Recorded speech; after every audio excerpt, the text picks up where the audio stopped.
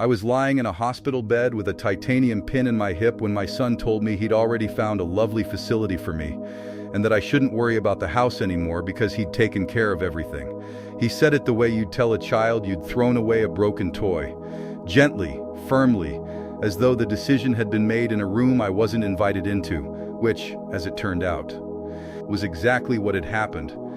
"You can't manage that big old place on your own, Mom," Gregory said, patting my hand with the particular impatience of a man who has somewhere better to be. "Not anymore. Vanessa and I have been talking. It's time." I looked at my son, 46 years old, wearing a watch I had paid for, and I did something I had spent 74 years learning how to do. I smiled, and I said nothing, and I waited. Because what my son did not know, what he had never bothered to learn, was that the house he'd already listed for sale, the house he was so sure was his to dispose of, the house he'd decided to trade for a check while his mother lay in a hospital bed, did not belong to me at all. It belonged to a trust with a name he'd never heard, controlled by a woman he'd never met, protected by a lawyer he didn't know existed. And every single decision about it, and about the 4 other properties he also didn't know about, and about the family business he thought he ran through one signature. Mine. My name is Eleanor Whitfield. I am 74 years old, and my family spent 40 years believing I was a sweet, simple, harmless old woman who got lucky when she married well. They were about to learn how expensive that belief would turn out to be. I want to be clear about something before I tell you the rest, because I think it's the part people miss. I was not angry, lying in that bed while my son planned to sell my life. Anger is loud, and loud is for people who don't have a plan. I have always had a plan. What I felt listening to Gregory was something colder and older and far more useful than anger. I felt the specific, patient stillness of a woman who has just watched her opponent make a fatal mistake, and who has decided to let him keep making it all the way to the end before she says a single word. They thought they were putting their week-old mother into a home. They had no idea they were sitting across a table from the most dangerous negotiator any of them would ever meet, and that she was smiling at them, and that the smile meant exactly what it had always meant. Let me tell you what happened when they finally acted on that belief. To understand this story, you have to understand how good I was at being underestimated. Because I want to be honest with you, I let them believe it. For decades. It was the most useful thing I ever did. I was born poor, dirt poor, in a mill town in the Carolinas, the 7th of 8 children, in a house where we boiled water on a wood stove until I was 11. My father drank, my mother worked herself into an early grave. I learned to read on flour sacks, and I learned arithmetic counting other people's money at the general store where I swept floors from the age of 9. But I had a mind for numbers, a real one. The kind that sees the pattern under the noise, that knows which column is lying and which one is telling the truth. And I had something rarer than that, which was the patience to let people think I didn't. I married Harold Whitfield when I was 20. Everyone said I'd married up, and I let them say it. Harold owned a small hardware store and a bigger dream, and he was a kind man, a decent man. But I'll tell you the truth that Harold and I both knew and never advertised. I was the one with the head for business. Every good decision that little hardware store ever made, I made it. Sitting at the kitchen table after Harold went to bed, running the numbers by hand, and then telling him over breakfast what he had decided. Harold didn't mind. Harold thought it was funny. Behind every great man, he used to say, winking, is a woman doing the actual math. He never once, in 51 years of marriage, took credit for what was mine when we were alone. He just understood, the way I understood, that the world in those days would take a man's business seriously and laugh at a woman's, and so we let the world believe what it needed to believe, and quietly, patiently, we got rich. One hardware store became 3. 3 became a regional chain. The chain became a real estate portfolio. By the time Harold died 6 years ago, we owned commercial property in 4 states, and the family was worth considerably more than anyone, including our own son, had any idea, because I never told them. And here's why. I watched money ruin people my whole life. I watched it turn cousins into strangers and brothers into enemies. And I made a decision early, when Gregory was still a boy, that my children would be raised as if we had exactly enough and not $1 more. I wanted them to build something themselves. I wanted them to know the value of things. Gregory never did learn it. And the older he got, the more certain he became that his mother was a simple woman who'd been carried through life by his father, and who now, widowed and aging, needed him to take the reins. I let him think it. God help me, I let him think it, right up until the morning he tried to sell my house out from under me. I fell on a Tuesday. It wasn't dramatic. I was carrying a basket of tomatoes up from the garden, and my foot found a patch of wet leaves, and 74-year-old bones do what 74-year-old bones do. I heard the crack before I felt it. I lay there in my own backyard for 2 hours before the mailman found me, and I'll admit, lying there looking up at the sky, I felt every one of my years for the first time. The surgery went fine. Titanium pin, they said, good as new in a few months, physical therapy, the usual. I was going to be perfectly all right. Slower, maybe, but all right. Gregory flew in from Atlanta the next day with his wife Vanessa, and I want to be fair to my son, so I'll tell you the truth. For about the first 6 hours, I thought he'd come because he loved me. Then I heard him on the phone in the hallway outside my room, and he didn't know the door was open, and he said, "No, listen, this actually works out. She can't go back to that house now, not realistically, so we get her settled somewhere and we finally deal with the property. I've already talked to an agent." Vanessa's voice, lower. "How much is the house worth?" "That's the thing," Gregory said. And I heard something in his voice I hadn't heard since he was a teenager caught in a lie, a kind of hunger. "In this market? On that land? A lot. And she's just been sitting on it." I lay very still in my hospital bed, and I listened to my son and his wife plan the disposal of my life as though I were already gone, and I felt something cold and clear settle over me. The same feeling I used to get at the kitchen table at midnight when the numbers finally told me the truth about a deal. I wasn't heartbroken. That surprised me. I thought I would be. But mostly what I felt was a terrible, quiet clarity. My son had shown me exactly who he was. And a woman who has spent her whole life reading the true column under the false one does not waste time pretending she didn't see it. I did not confront him. That is the mistake the weak make, and I have never been weak. I simply smiled when he came back in, and I asked him how his flight was, and I let him believe that his sweet, simple, harmless old mother suspected nothing at all. He'd brought a brochure. That's the detail I keep coming back to. My son had flown in the day after his mother shattered her hip, and he'd found the time, somewhere between the airport and the hospital, to pick up a glossy brochure for a place called Sunny Meadows Senior Living.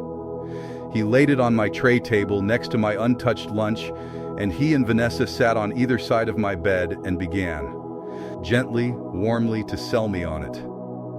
Vanessa did most of the talking. She was good at it, I'll give her that.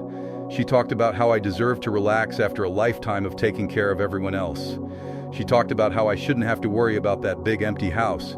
She talked about the wonderful community and the activities and how I'd make so many friends. I looked at the brochure. I have spent 50 years reading between the lines of documents, and a brochure is just a document that's afraid of you.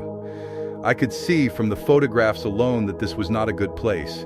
The private rooms were shared, the gourmet dining was a cafeteria. The smiling models in the pictures were models, not residents, and the actual building. When I looked closely at the one real photograph, had bars on the lower windows and a parking lot with weeds coming through the cracks.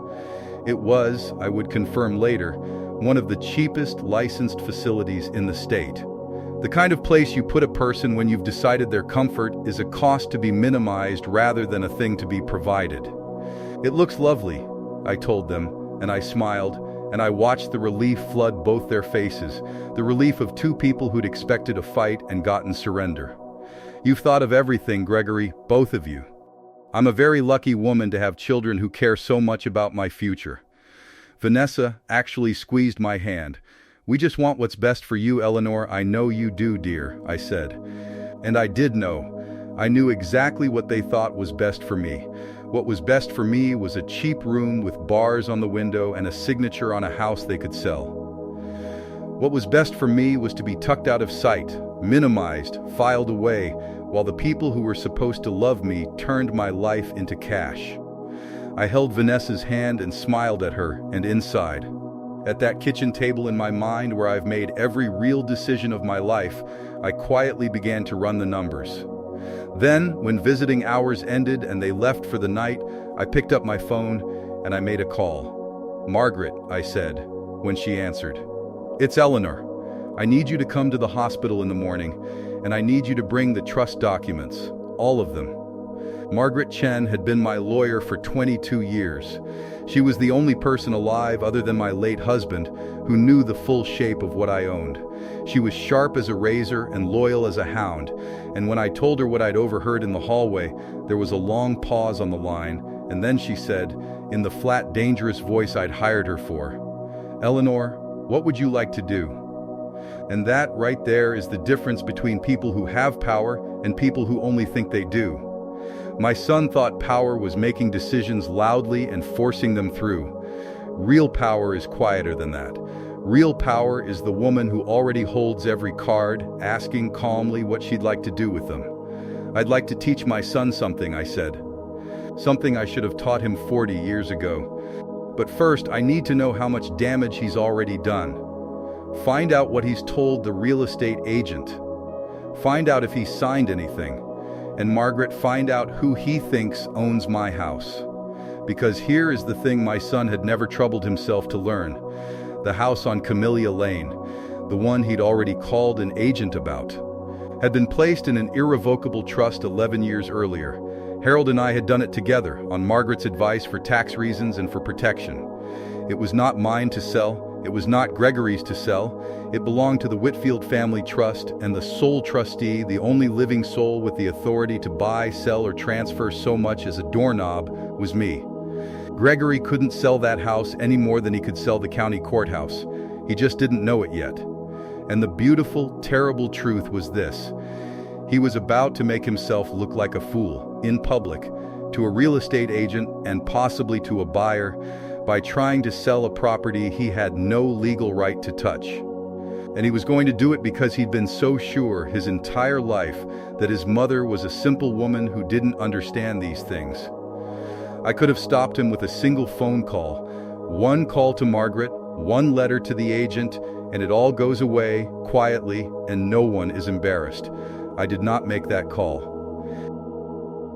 I want to be honest with you about that, because I'm not sure I did the kind thing. I did the just thing, which is not always the same.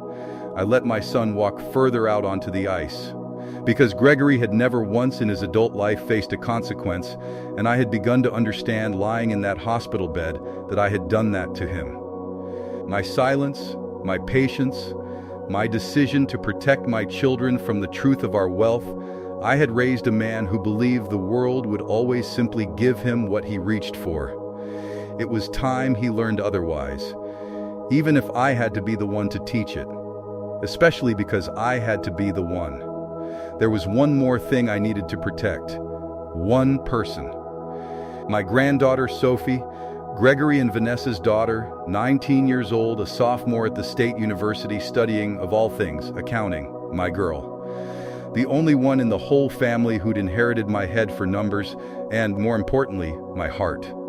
Sophie called me every Sunday, had done since she was 12. She was the only one who did. While her father was flying in to sell my house, Sophie was texting me photographs of the physical therapy exercises she'd looked up online, telling me which ones were best for a hip pin, reminding me to ice, telling me she loved me. Sophie didn't know about the money. None of them did. But Sophie was the one I'd been quietly watching for years. The way you watch a young tree to see which way it's going to grow. And what I'd seen was a girl who called her grandmother every Sunday when there was, as far as she knew, nothing to gain by it. That's the only inheritance test that matters. Who loves you when they think you have nothing? There was a problem, though, and I only learned about it because Sophie let it slip during one of our calls, trying to sound like it was nothing.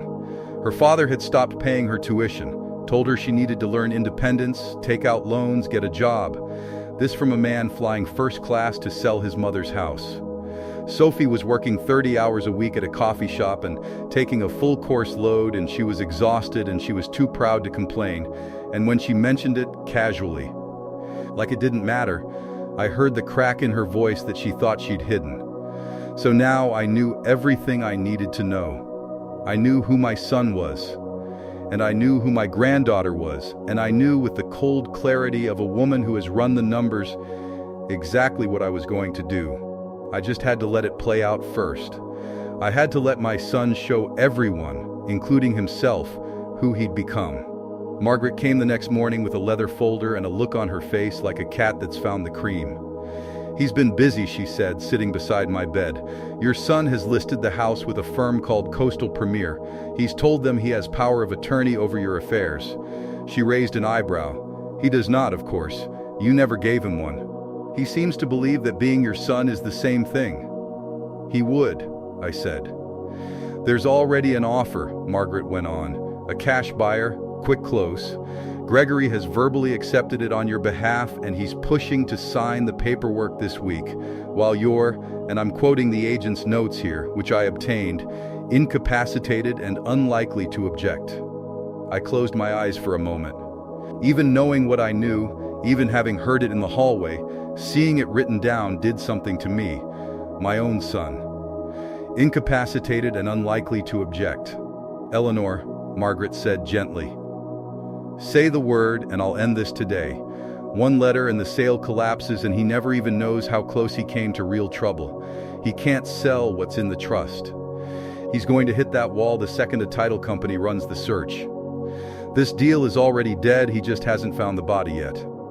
"I know," I said. "So what do you want to do?"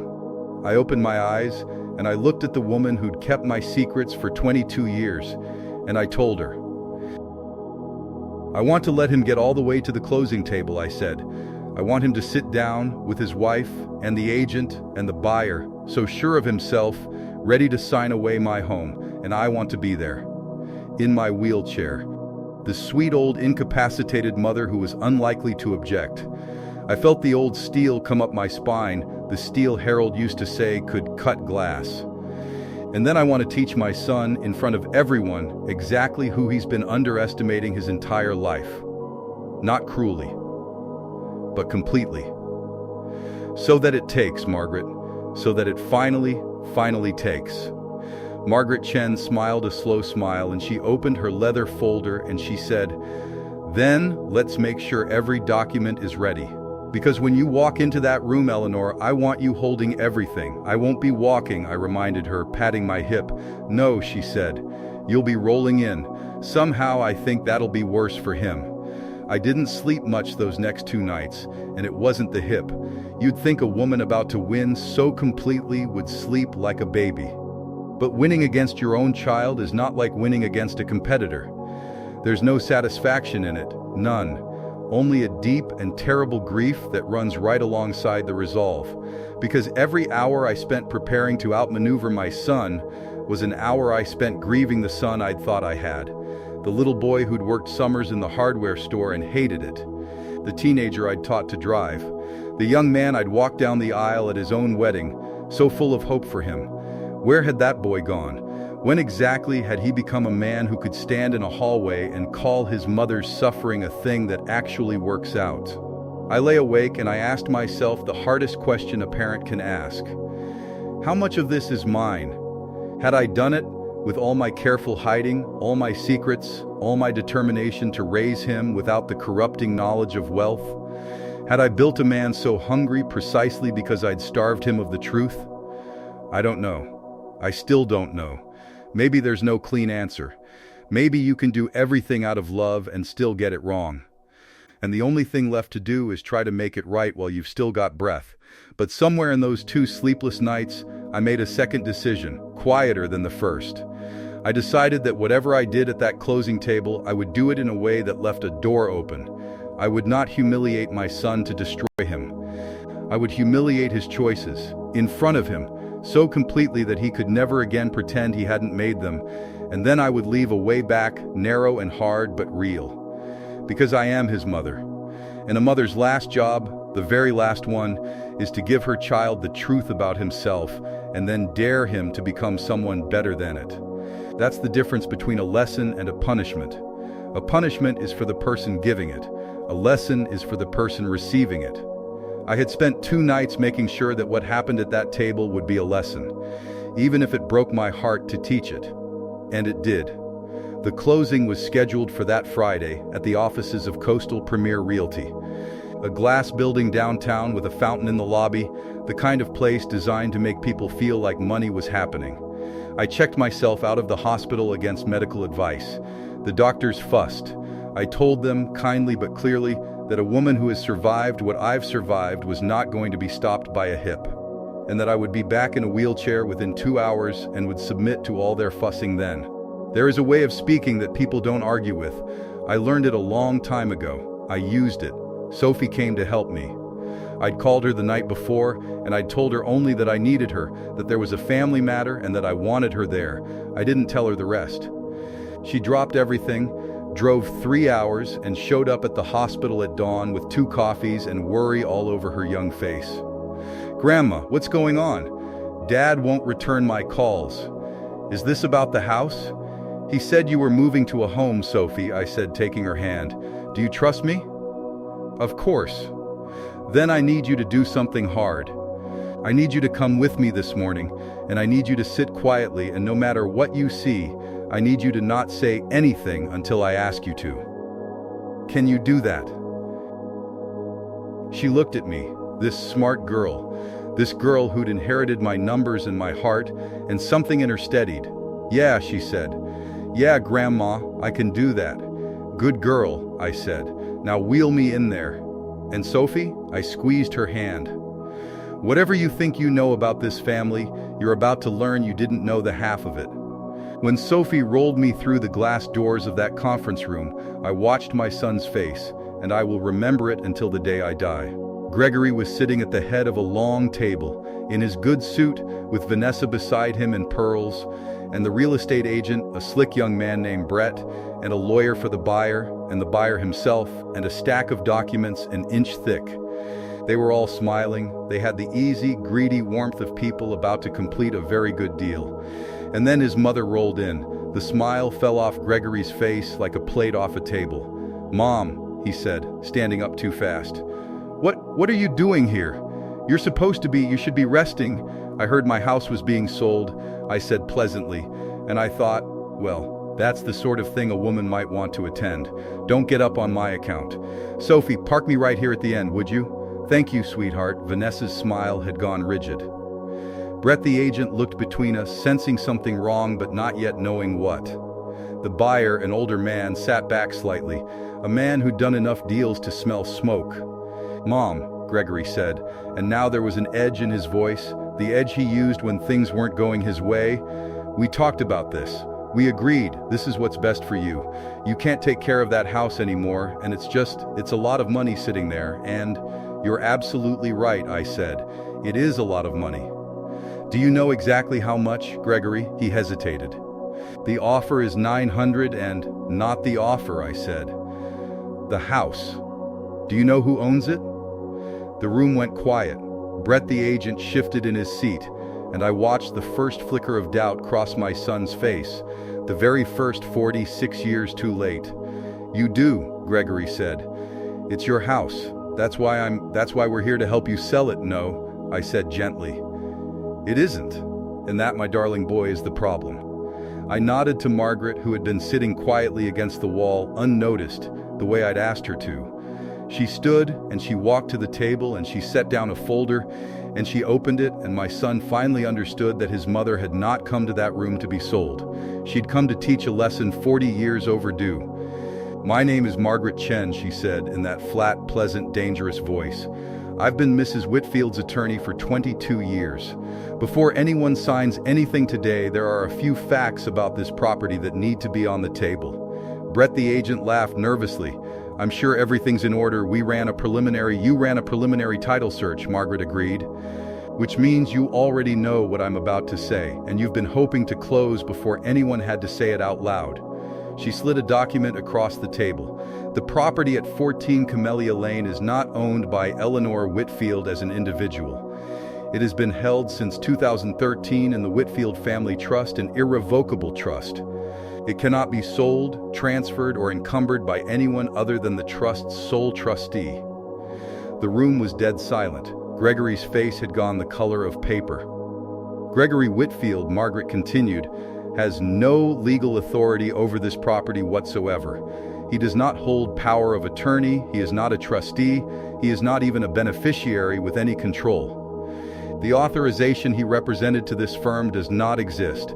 Any sale conducted on his say-so would be void, and frankly, the representations he made to obtain this listing may expose him to civil liability, and this firm along with him.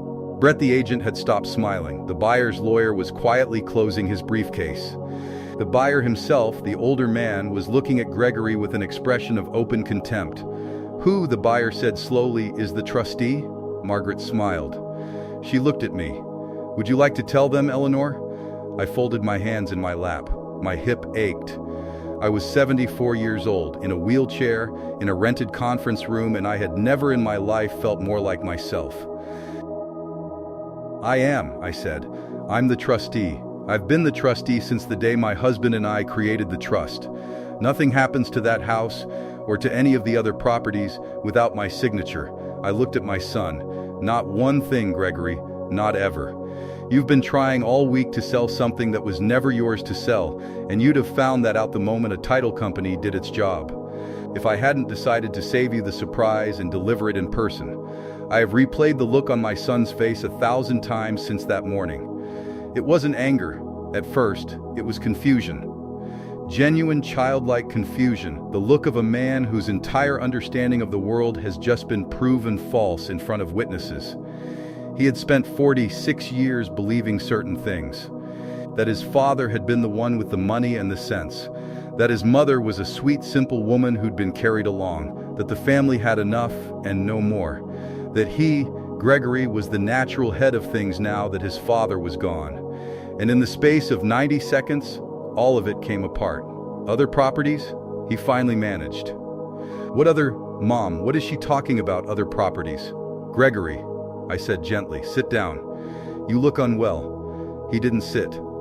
Vanessa did, slowly, her pearls suddenly looking cheap in the fluorescent light, her eyes doing frantic arithmetic behind them. "The hardware store your father owned," I said. "You remember it. Little place. You worked summers there and hated it," I nodded. "By the time your father passed, that little place had become 41 commercial properties across 4 states, a real estate holding company, and an investment portfolio that I have personally managed every dollar of it from my kitchen table for the last 30 years. I let that sit. Your father was a wonderful man and I loved him with my whole heart. But he could not have balanced a checkbook to save his life, and he'd be the first to tell you so, God rest him. Every good financial decision this family ever made, I made it. Quietly, at night. And then I let your father, and later you, believe it had come from somewhere else. Because I did not want my children raised by money. I wanted them raised by values. I looked at my son, and for the first time all morning I let him see that this hurt me too. I failed at that, didn't I? I said softly. Because here you are. The buyer stood up. He buttoned his jacket. He was, I'd learn later, a decent man who'd simply been shown a house by an agent and made a fair offer, with no idea he'd wandered into the middle of a family's reckoning. "Ma'am," he said to me, and he gave a small, oddly formal little bow. "I'm sorry to have been part of this. For what it's worth, I've done a lot of deals in my life, and I've rarely seen anyone handle a room the way you just did. Your son is a lucky man. He doesn't know it yet, but he is." He glanced at Gregory with something like pity, and he left. His lawyer followed. Brett the agent mumbled something about a misunderstanding and fled after them, and just like that, the sale of my house, the sale my son had been so sure of, evaporated like breath on a cold window. And then it was just family. Me and Margaret and Sophie, silent and wide-eyed against the wall, and Gregory and Vanessa. For a long moment, nobody spoke. Then Vanessa, who had been quiet through all of it, did the thing I should have predicted. Because I've watched people around money my whole life, and they almost always show you who they are eventually. She smiled, she leaned forward, and in a warm, sweet, terrible voice, she said, "Eleanor, this is a lot to take in. But you know, this actually changes everything, in a good way. With resources like that, we can get you real care. The best. And honestly, it's even more important now that we get the estate planning right, for the family, for Sophie's future. We should really sit down with Margaret and structure things properly so nothing goes to waste." I looked at my daughter-in-law for a long moment. By structure things properly, I said, "You mean move it where the two of you can reach it?" Her smile flickered. "Vanessa," I said, not unkindly, "I have been read the way you're reading me right now by men far better at it than you. I ran a room full of bankers for 30 years while they all thought they were talking to my husband. I know exactly what you're doing, because I invented it. The difference is, I used it to protect people. You're using it to reach into a dying woman's estate before she's even out of the wheelchair." I shook my head. "I'm not dying, by the way. The hip's healing fine. You'll all have to wait quite a while yet. Here is the part where you might expect me to tell you I cut them off. Disinherited them. Changed the locks and the will, and never spoke to my son again." I thought about it. Lord, sitting in that conference room, I thought about it. But I've lived a long time, and I've learned that the loudest revenge is almost never the deepest one. Cutting Gregory off entirely would have felt wonderful for about a week, and then it would have made me exactly what I feared, a bitter old woman who let money turn her family to ash. The very thing I'd spent my whole life trying to prevent, and it would have taught Gregory nothing. He'd have simply told himself the story that made him the victim, the wronged son, cut off by a cruel mother, and he'd have believed it until the day he died. No, I didn't want revenge. I wanted a lesson. And a lesson, unlike revenge, has to leave the person alive enough to learn it. So I did something that surprised everyone in that room, including Margaret. "Gregory," I said, "sit down, please. I'm going to tell you what's going to happen now, and then I'm going to go back to the hospital because my hip hurts and I'm tired and I've had quite a morning." He sat. Finally, all the fight gone out of him. "You are still my son," I said. "I still love you. Nothing you did this week changes that, though I'll admit it's tested me. But love and trust are not the same thing, and you have spent this week spending down every ounce of trust you had, so here is where we stand." I counted it off on my fingers, the way I used to count off terms of a deal. 1, you are not now and will never be a trustee of anything I own. That door is closed. You closed it yourself, this week, in front of witnesses. 2, the house is not for sale. I'm going home to it, with the help I choose, hired by me, answerable to me.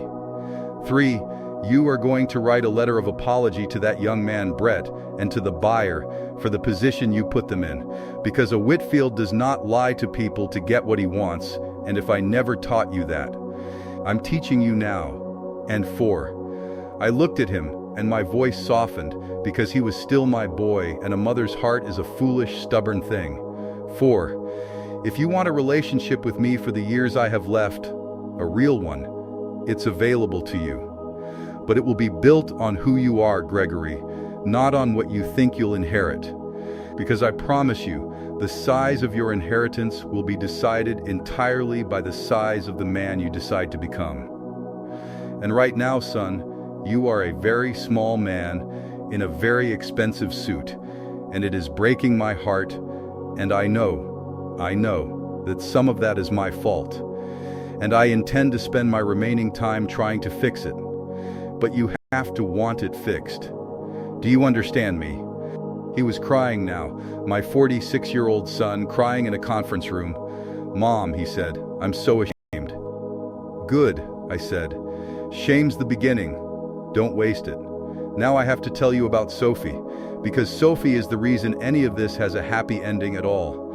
Through the whole thing, that entire morning, my granddaughter had sat against the wall, silent, exactly as I'd asked her. She'd watched her father try to sell her grandmother's house. She'd watched him get caught. She'd watched her mother reach for the money before the shock had even worn off. She'd learned, in the space of an hour, that everything she thought she knew about her family was false, and that her grandmother, The sweet old lady she called every Sunday was something else entirely. When it was over, when Gregory and Vanessa had gone, when it was just Sophie and Margaret and me, my granddaughter came and knelt down beside my wheelchair, and she looked up at me with those bright eyes she got from me, and the first thing out of her mouth was not about the money. "Grandma," she said, "are you okay? That was your own son. That must have. Are you okay?" And that right there is how you know. $200 million had just been revealed in that room, and my granddaughter's first question was whether her grandmother's heart was all right. I took her face in my hands. "Sophie," I said, "do you remember when you were a little girl, I used to tell you that someday I'd explain why I make you call me every Sunday? You said you were watching which way I'd grow," she said, "like a tree." "I was," I said. "For 19 years I've been watching. And do you know what I saw?" She shook her head. "I saw the only person in this family," I said, "who ever loved me when they thought I had nothing to give them. You called me every Sunday when you believed I was a poor old widow in a house I could barely keep up. You looked up hip exercises for me at 2 in the morning. You drove 3 hours when I said I needed you, without asking why. You have been working 30 hours a week and going to school full-time, and never once, not once, did you come to me with your hand out, even though your own father cut off your tuition to teach you a lesson he's never learned himself." Sophie's eyes filled. "How did you know about the tuition?" "Because I pay attention," I said. "It's the only real talent I've ever had." I stroked her hair. "Sweetheart, you're going to finish that accounting degree. And then, if you want it, and only if you want it, you're going to learn this business from me.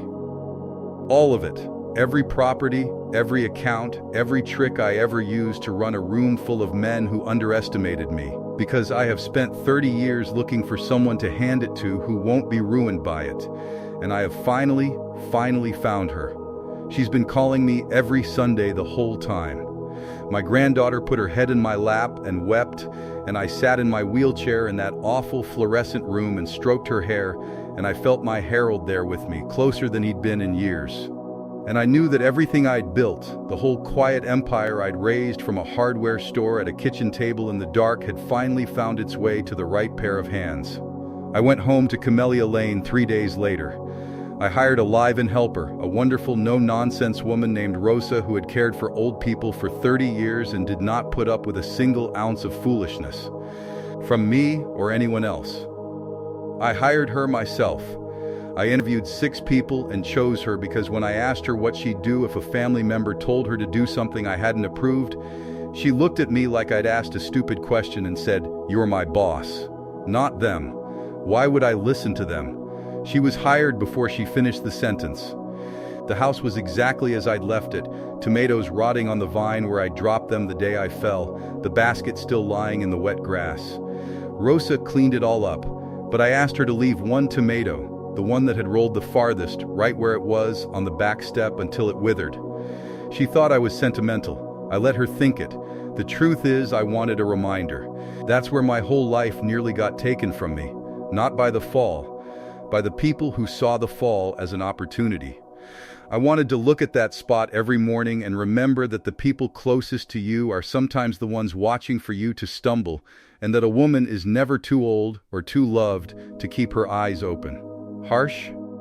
Maybe, but I didn't get to be 74 with $200 million and my dignity intact by being naive about people. Kindness and clarity are not opposites.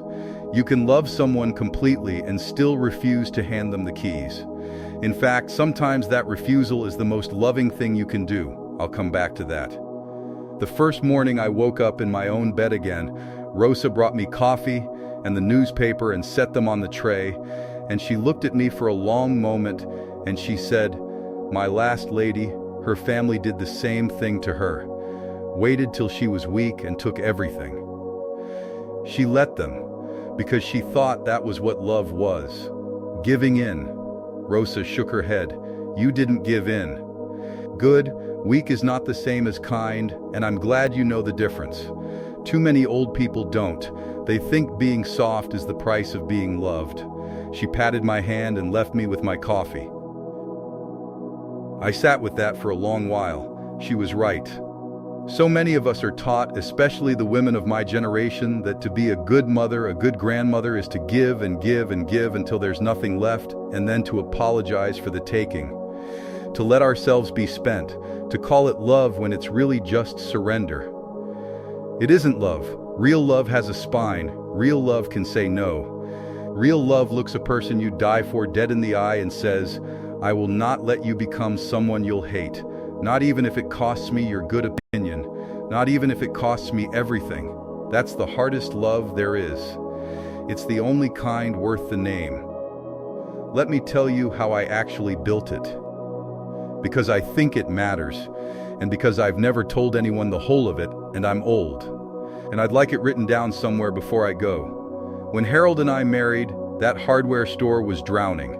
He'd inherited it from his father along with the debts, and he had a big heart and a handshake everybody trusted and absolutely no idea that he was 3 months from losing all of it. He didn't even know. That's how bad it was. He was cheerfully walking toward a cliff. I found out because I did the books. Not because anyone asked me to, women didn't do the books in those days, but because I couldn't sleep in a house where I didn't understand the money. And one night I sat down at the kitchen table with the shoebox of receipts Harold kept, and by dawn I understood 2 things. 1, we were nearly ruined. And 2, it was completely fixable, and no one had fixed it because no one had ever really looked. So I looked. Every night for a year after Harold went to bed, I looked. I renegotiated the supplier contracts by writing letters and signing them with my initials so they'd assume I was a man. I found the 3 product lines that made all the money and the 9 that lost it. And I quietly killed the 9. I noticed that the farmers who came in every spring needed credit, and the bank wouldn't give it to them. So we did at fair terms, and we earned the undying loyalty of every farm family in 3 counties, which is the kind of loyalty that outlasts every big box store that ever tried to move in on us. Within 2 years, we were out of debt. Within 5, we opened a second store. Let me tell you about the day I knew for certain what I was capable of. A national chain, one of the big ones, decided to open a superstore 20 miles from us. Everyone in town said we were finished. Harold came home gray-faced from a meeting where the other small merchants had all agreed to lower their prices to fight it. A strategy that would have bankrupted every one of them inside a year, which is exactly what the big chain was counting on. They didn't want to compete. They wanted us to destroy ourselves so they wouldn't have to.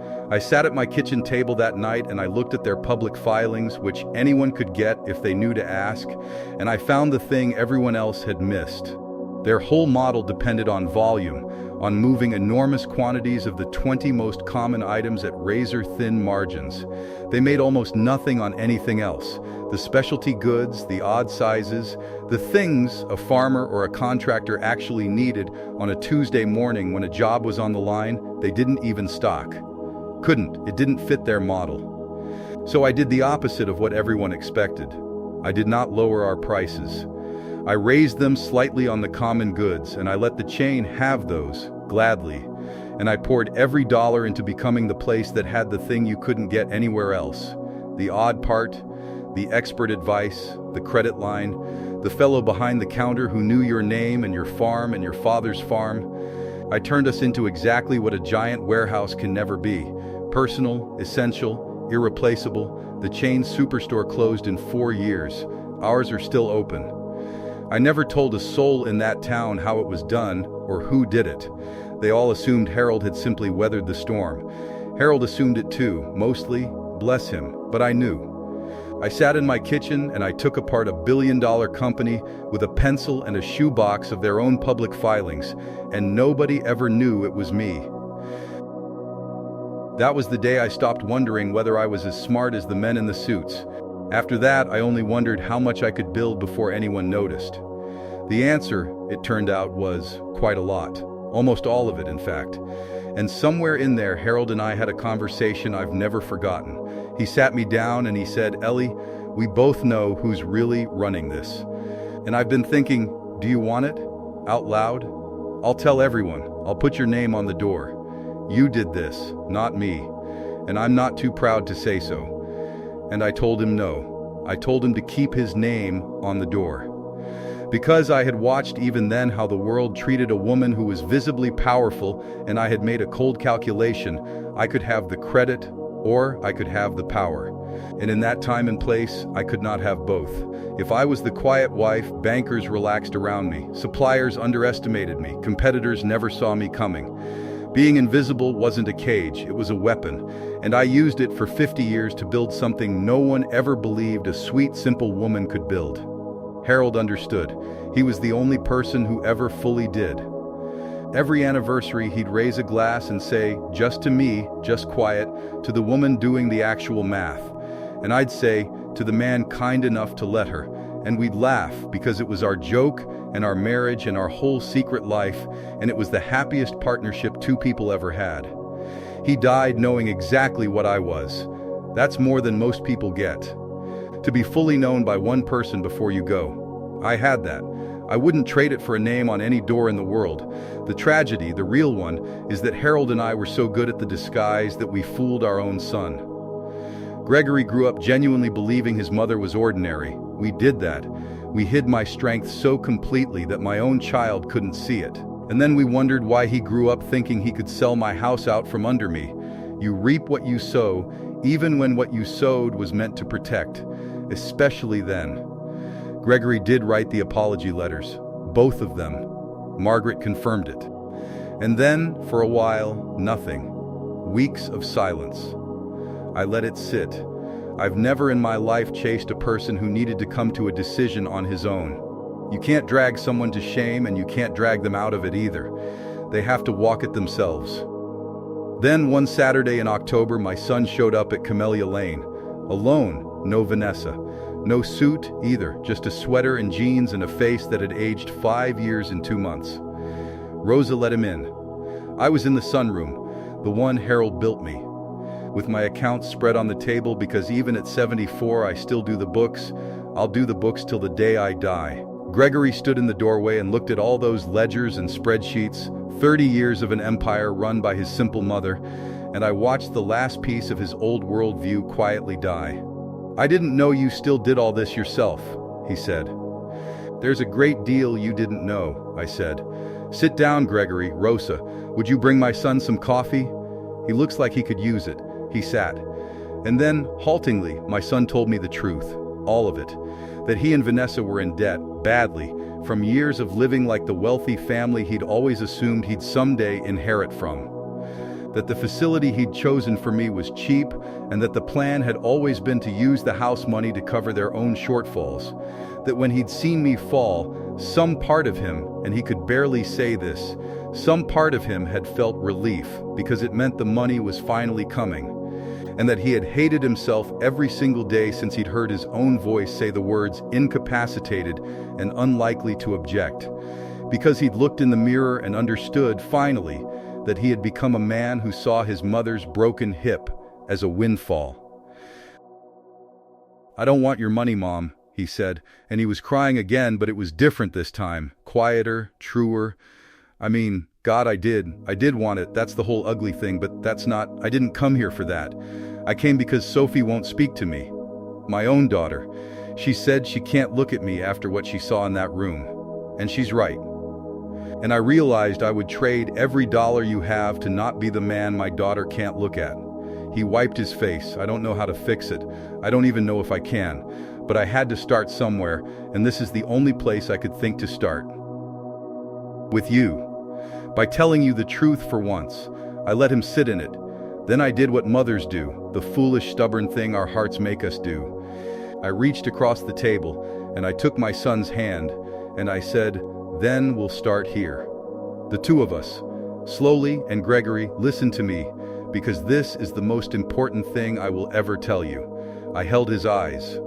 'You cannot buy your way back to your daughter, and you cannot inherit your way back to me. There's only one currency that works now, and it's the one you've spent your whole life too proud to use.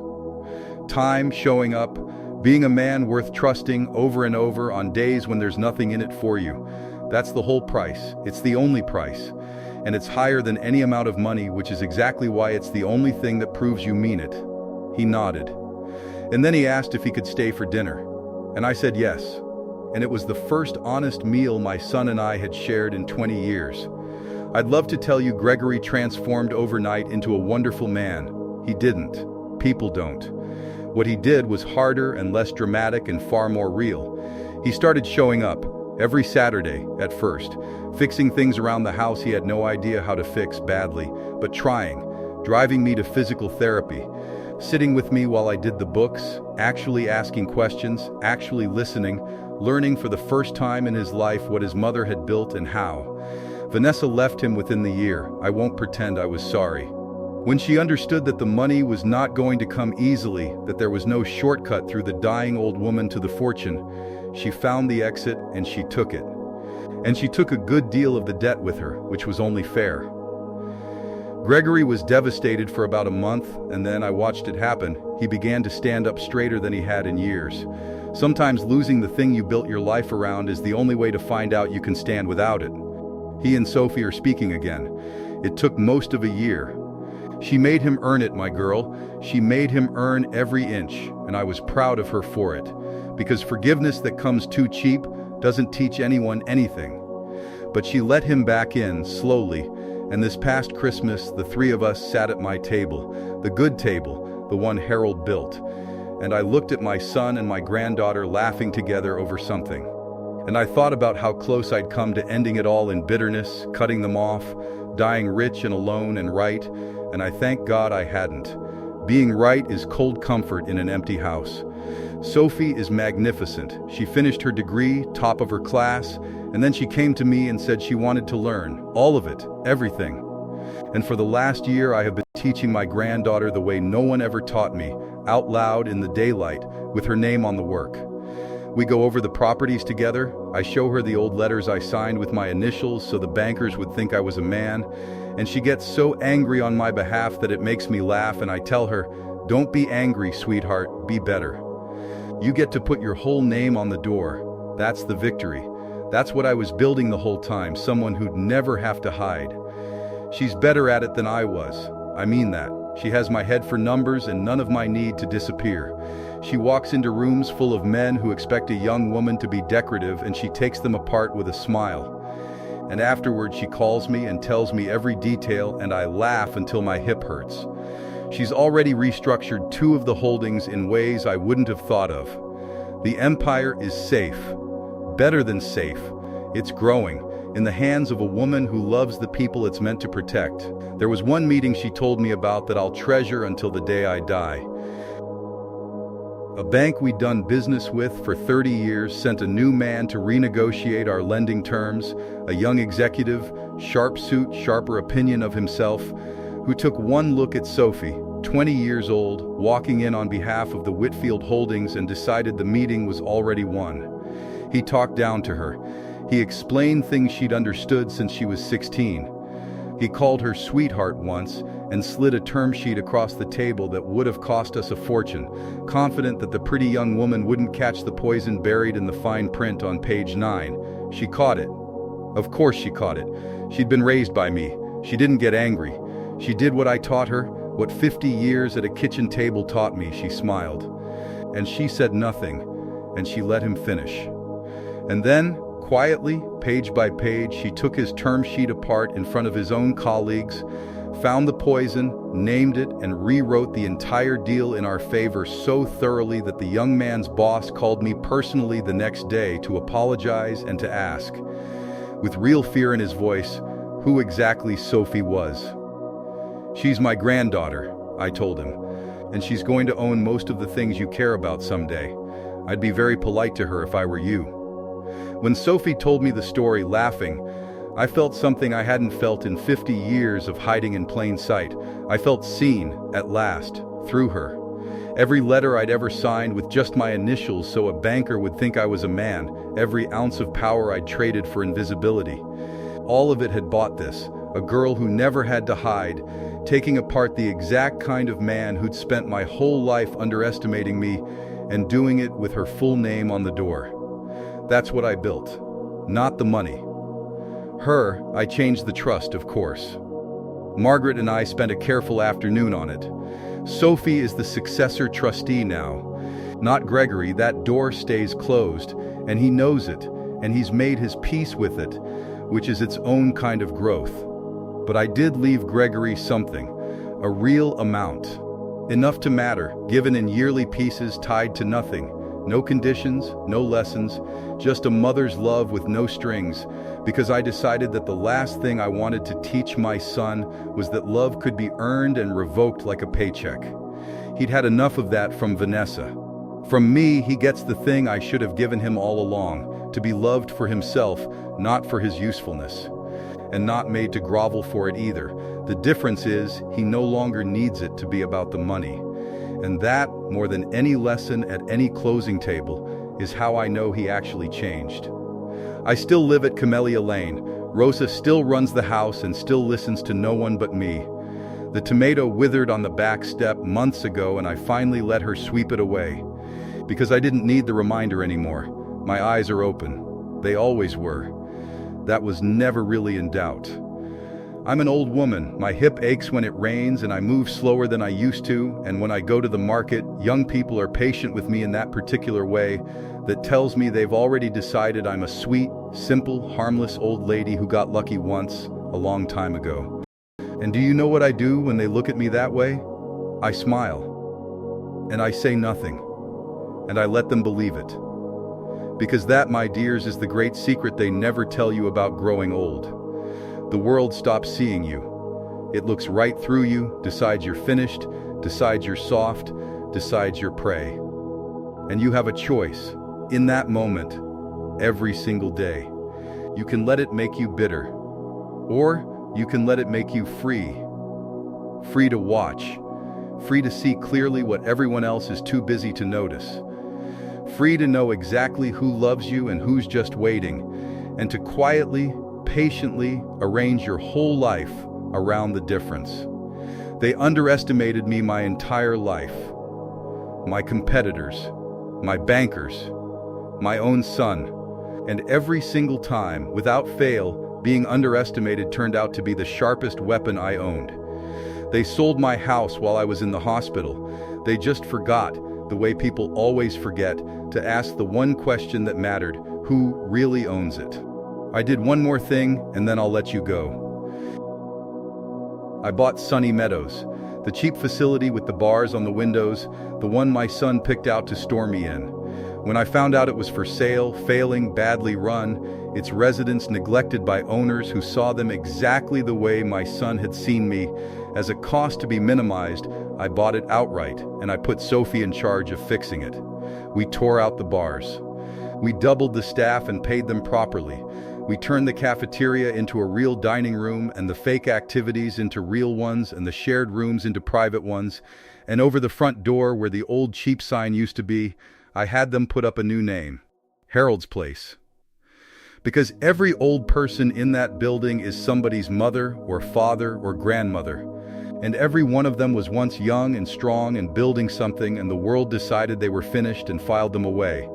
And I decided, with the money they all thought made me prey, that at least in this one building, in my town, the forgotten people would be seen, would be known, would be treated like what they are, which is the most valuable people in the room, carrying whole worlds inside them that the young are too busy to notice. My son visits Harold's Place now, volunteers there actually on Sundays. He reads to a man named Walter who was a soldier once and doesn't get many visitors. I didn't ask him to, he just started going. And when I heard about it, I sat in my sunroom and I cried, the good kind, because I understood that the lesson had finally, fully taken. My son had learned to see the invisible people. It only cost him nearly everything. But he learned. That's the only inheritance that ever mattered anyway. So here's what I'll leave you with, from one old woman to whoever's out there listening tonight. If your family has decided you're finished, if they talk over you at dinner and make your decisions in rooms you're not invited to and pat your hand like you're a child, I want you to hear me. You are not finished. You are not simple. You are not prey. You are the person in the room who has seen the most, survived the most, and understands the most. And the only mistake you can make is to start believing their story about you instead of your own. Keep your eyes open. Keep your affairs in order. Know exactly who loves you when they think you have nothing. And hold those people close, because they are the only true wealth there is. And never ever let anyone convince you that being underestimated is the same thing as being weak. Sometimes it's the strongest position in the room. And if you're one of the younger ones listening, if you've got a mother or a father or a grandparent you've quietly filed away as finished, I want you to do something for me tonight. Go and ask them about their life. The real questions. What did they build? What did they survive? What do they know that you don't? Because I promise you, there is a whole world inside that quiet old person you've stopped seeing, an entire life of courage and cleverness and love, and it is closing a little more every single day, and one morning it will be gone, and you will have spent it deciding they didn't matter. Don't be my son at the beginning of this story. Be my son at the end of it. It's the same man. The only thing that changed was that he finally looked. Every family has an Eleanor. Someone the world decided was simple. Someone doing the actual math in the dark at a kitchen table, protecting all of you in ways you'll never fully know. Find her, thank her. Sit at her table while she's still at the head of it. You will not get another chance, I promise you that. It's the one thing in this whole world that no amount of money can ever buy back. And if this story reminded you of someone, an old mother, an old father, someone the world stopped seeing, share it with them tonight. Tell them you see them. Tell them you always did. Because one day they'll be gone, and everything they carried, everything they built, everything they knew will go with them. And all you'll have left is whether you bothered to look while they were still here.